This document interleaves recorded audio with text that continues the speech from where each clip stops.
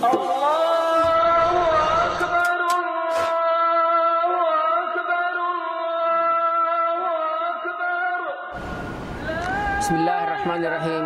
Alhamdulillahi rabbil alamin. Wassalatu wassalamu ala asrafil anbiya wa imamil mursalin nabiyina Muhammad wa ala alihi wa sahbihi ajmain. Pagkatapos ng pag-aayuno natin, tayo ay magsasagawa ng tinatawag na pagdiriwang na tinatawag na Eid. Ito ang pagdiriwang pagkatapos na magampanan natin ang ating pag-aayuno sa buwan ng Ramadan.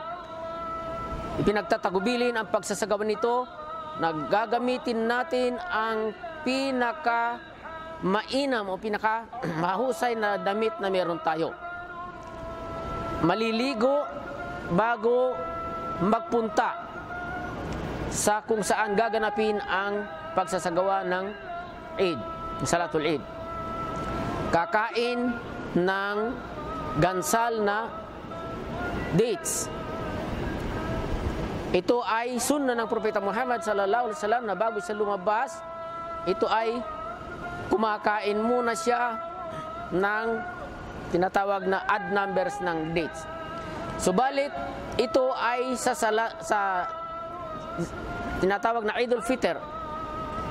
Iba ito sa Eidul Adha sapagkat ang sunna ng Propeta Muhammad sallallahu alaihi wasallam sa Eidul Adha ay kumakain siya pagkatapos na ng pagsasagawa ng Salatul Eid. So sa tinatawag na Salatul Eid, ito ay gagawin ng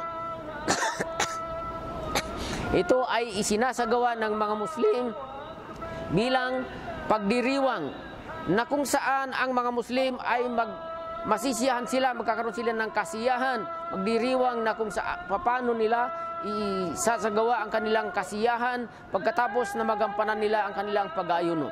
Magiging masaya ang sino mang gumanap ng pag-aayuno sapagkat sa pagkatapos ng ating pag-aayuno, ito ay kabilang sa sinabi ng Propeta Muhammad sallallahu alaihi wasallam na magkakaroon ang mga nag-aayuno ng dalawang kasiyahan. Dalawang kasiyahan, isa sa kanilang iftar at isa sa kanilang pagharap sa kanilang Rab, sa kanilang Panginoon. So itong Eid na tinatawag, ito ay pagdiriwang ng mga Muslim. Masisiyahan sila sapagkat nagampanan nila ang kanilang pag-aayuno sa buwan ng Ramadan. Hindi sila masisiyahan dahil sa natapos na ang Ramadan at hindi na sila mag-aayuno.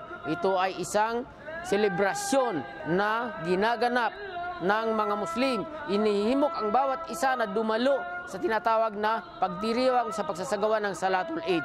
Bawat isa, maging mga bata, inihimok na dalhin dumalo sa pagsasagawa ng Salatul Eid. Wallahu alam wa sallallahu ala nabiyina.